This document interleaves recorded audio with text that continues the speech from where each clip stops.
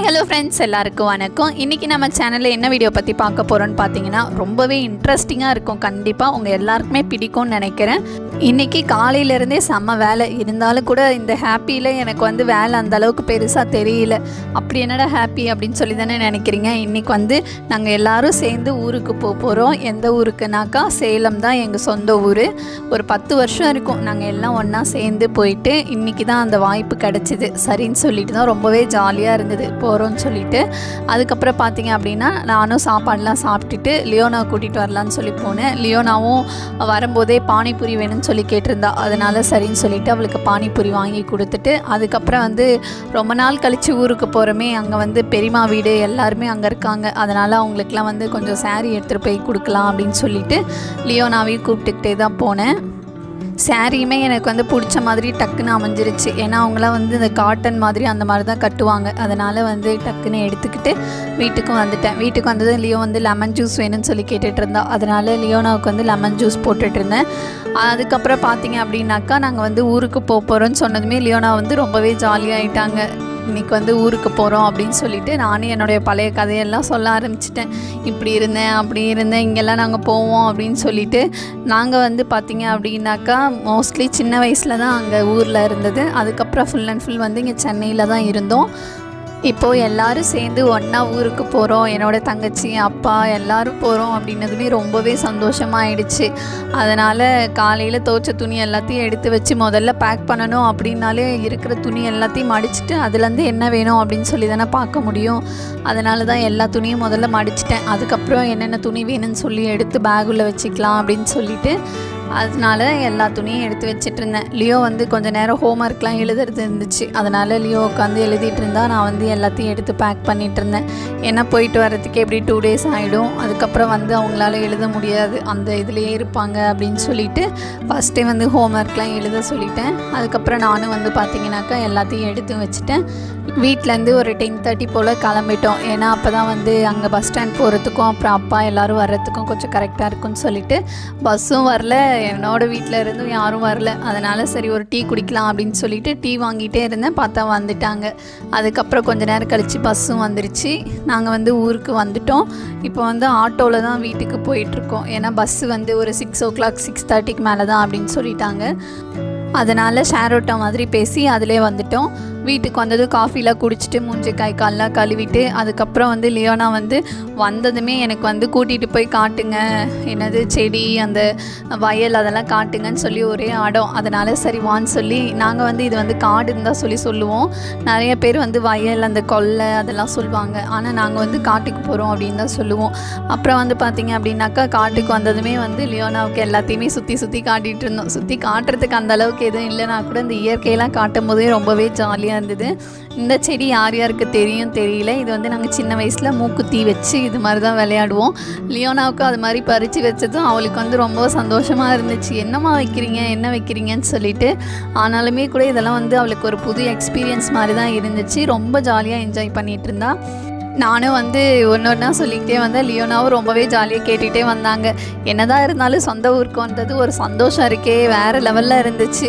நானும் இந்த ஒரு செடியெலாம் பார்க்கும்போது நம்ம சின்ன வயசு ஞாபகம் வரும்போது அதெல்லாம் அவளுக்கு சொல்லும்போது இதெல்லாம் இப்படியாம்மா விளையாண்டிங்க அப்படின்னு சொல்லி அவள் ஒரே சிரிப்பு தான். அப்புறம் எங்கள் ஹஸ்பண்ட்மே கூட இப்படியா விளையாண்டுட்ருப்பீங்க அப்படின்லாம் சொல்லி கேட்டுட்டு இருந்தாங்க. ஏன்னா அவங்க ஃபுல் அண்ட் ஃபுல் சென்னையிலே தான் இருந்தாங்க. அதனால் பார்த்திங்க அப்படின்னாக்கா இதெல்லாம் சொல்லும்போது அவங்களுக்கு எல்லாமே புதுசாக இருந்த மாதிரி இருந்துச்சு. எனக்குமே ரொம்ப சந்தோஷமாக இருந்தது. ஒரு 10 years கழித்து திருப்பி இங்கே வந்திருக்கோம் அப்படின்னும் போது ரொம்பவே ஜாலியாக இருந்துச்சு.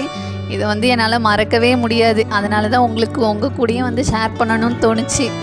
இப்போ தான் காட்டில் ஃபுல்லாக அறுவடை பண்ணியிருக்காங்க சோளம். அதனால் இப்படி இருக்குது. இருந்தாலுமே கூட இந்த மண்ணிலலாம் நடக்கும்போது ரொம்பவே சந்தோஷமாக இருந்துச்சு. அதுக்கப்புறம் பார்த்திங்க அப்படின்னாக்கா வாழை மரம் தான் இருந்தது. என்னோடய ஹைட்லேயே பார்த்திங்க அப்படின்னாக்கா ஒரு அழகான ஒரு பூ வச்சு குட்டி குட்டியாக காயெலாம் வேறு இருந்துச்சு. ரொம்பவே சந்தோஷமாக இருந்தது இதெல்லாம் பார்க்கறதுக்கு. இயற்கையை ரசிக்கும் போது எங்கேருந்து தான் அந்த சந்தோஷம் வரும்னு தெரில, அந்த மாதிரி இருந்துச்சு எனக்கு. லியோனா இதான் ஃபஸ்ட் டைம் இந்த மாதிரி கிராமத்துக்கு வந்து இந்த மாதிரி இடம்லாம் பார்க்குறது. அதனால் அவளுக்கே ரொம்ப சந்தோஷமாக இருந்துச்சு. அங்கங்கேயும் சுற்றி பார்த்துக்கிட்டே இருந்தா. எனக்கு தான் கொஞ்சம் பயமாக இருந்தது, ஏன்னா ஸ்னேக்லாம் அங்கங்கே இருக்க போகுது, பாம்பு ஏதாவது இருக்குது, பூச்சி ஏதாவது இருக்க போகுதுன்னு சொல்லிட்டு அதனால் கையிலே பிடிச்சி வச்சுருந்தேன், எங்கேயும் போகாத லியோனா அப்படின்னு சொல்லிட்டு. இருந்தாலுமே கூட கொஞ்சம் நேரம் கண்ட்ரோல் பண்ண முடிஞ்சது. அதுக்கப்புறம் வந்து கொஞ்சம் நேரம் அப்படி இப்படின்னு ஓடிக்கிட்டே தான் இருந்தா. அதுக்கப்புறம் பார்த்தீங்க அப்படின்னாக்கா எல்லாம் முடிச்சுட்டு வாழைத்தோப்பை முடிச்சுட்டு சரி வாங்க தொட்டிக்கு போகலாம் அப்படின்னு சொல்லிட்டு, தொட்டின்னு அந்த பம்ப் செட்டெல்லாம் இருக்கும்ல, மோட்ரு போட்டால் தண்ணி வரும்ல, அந்த மாதிரி இடத்துக்கு போகலாம் அப்படின்னு சொல்லிட்டு இருந்தோம். இந்த பக்கம்லாம் பார்த்தீங்க அப்படின்னாக்கா ஃபுல் அண்ட் ஃபுல் வந்து களிமண் தான். ஏன்னா இங்கே அதில் தான் நல்லா விளைச்சல் நல்லாயிருக்கும். அதனால் வந்து அந்த மண்ணில் நடக்கிறதுக்கே வந்து ரொம்ப நல்லா இருந்துச்சு. புசுக்கு புசுக்குன்னு ஏதோ நடக்கிற மாதிரி, அந்த கால் வலிலாம் இல்லாமல் ரொம்ப நல்லா இருந்துச்சு அந்த ஃபீலிங்கு.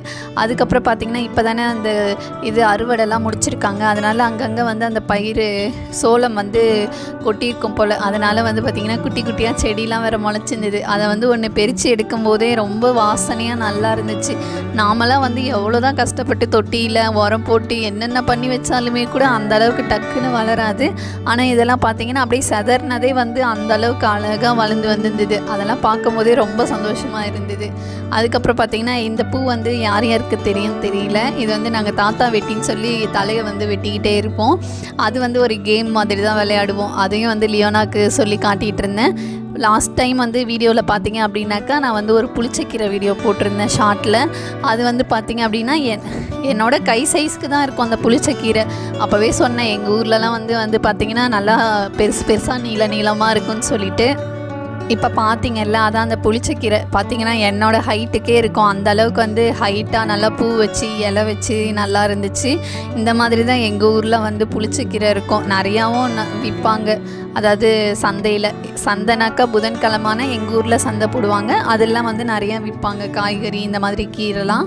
அதுக்கப்புறம் பார்த்தீங்கன்னாக்கா கிணறு தான் அங்கங்கே சுற்றி, ஏன்னா காட்டுக்கெலாம் தண்ணி விளைச்சல் விடுவாங்கல்ல, விளைச்சல் இருக்கும்போது. அதனால் அங்கங்கே கிணறு தான் இருந்துச்சு. அதில் தண்ணியும் கூட நிறையாவே இருந்தது. அது எல்லாமே சும்மா எட்டி மட்டும் பார்த்தோம். ஆளுங்க இருந்திருந்தாங்கன்னா பம்பு செட்டில் எடுத்து விடுவாங்க.